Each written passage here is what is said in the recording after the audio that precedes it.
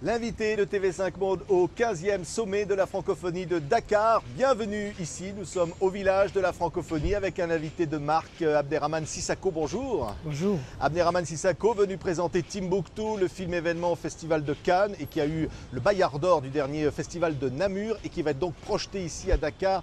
Abderrahmane Sissako, c'est important d'apporter un film comme celui-là ici en Afrique avant un sommet de la francophonie? Oui, bien évidemment, c'est très important parce que Dakar sera, je dirais, la deuxième avant-première continentale après Nouakchott. Et c'est important parce que ce film raconte, en quelque sorte, ce qui a touché le Sahel. Et donc c'est important que le sommet de la francophonie, pour moi, qui est un événement extrêmement important, pas seulement pour l'Afrique, mais pour tous, d'inviter un film comme ça dans cette ville que j'aime, qui est un peu aussi ma ville, hein, et oui. Donc je suis très content. Alors le film va être projeté à l'Institut français tout à l'heure, donc les Sénégalais vont le découvrir. C'est un film fort sur la tolérance et aussi sur l'intolérance par définition. Absolument, c'est un film qui parle de l'intolérance, effectivement. C'est un film qui parle de l'amalgame aussi, hein, dont l'islam a été le préjudice, hein, depuis, disons, symboliquement depuis le 11 septembre.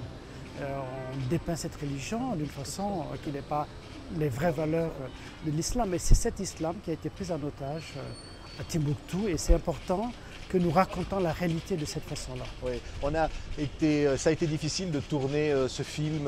Évidemment, on aurait imaginé pouvoir le tourner à Tombouctou, le tourner en Mauritanie, votre pays d'origine. C'est difficile de tourner un film comme celui-là? Non, c'est difficile. Hein, c'est difficile. D'abord, le sujet est difficile. Le sujet est l'actualité encore, même dans la région, dans le nord du Mali. Les choses ne sont pas totalement apaisées.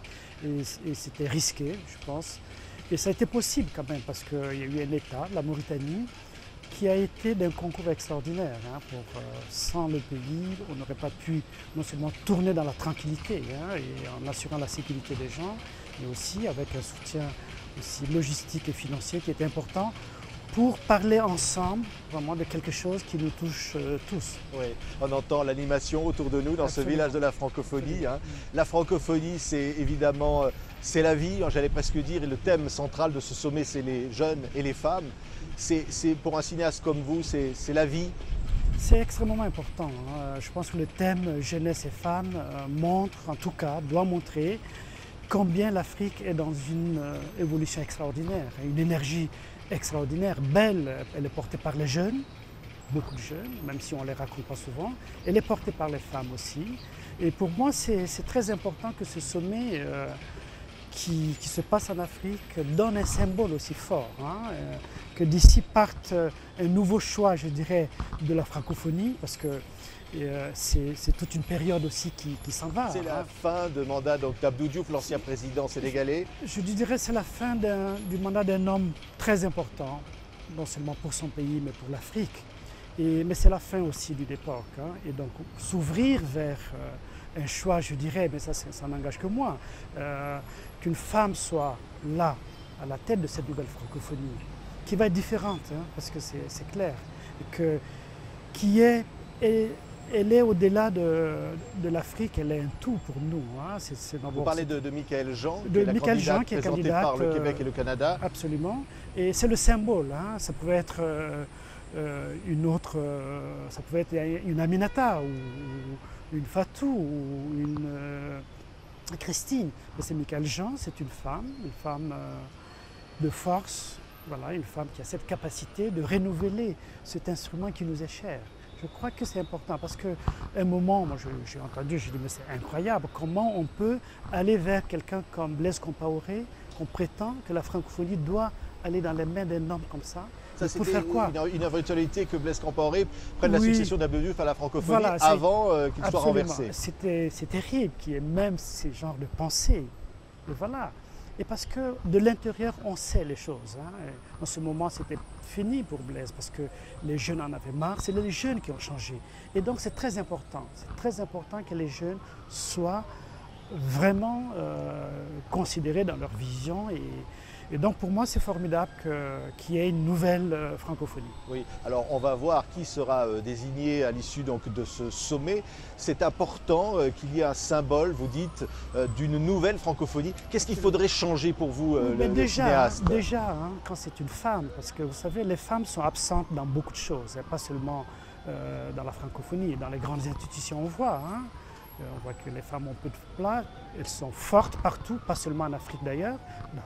La femme a une force que l'homme n'a pas. La femme a une forme d'intégrité aussi que l'homme n'a pas. Et donc à chaque fois, quand c'est possible de mettre la femme devant les choses, je crois que on y gagne tous en fait.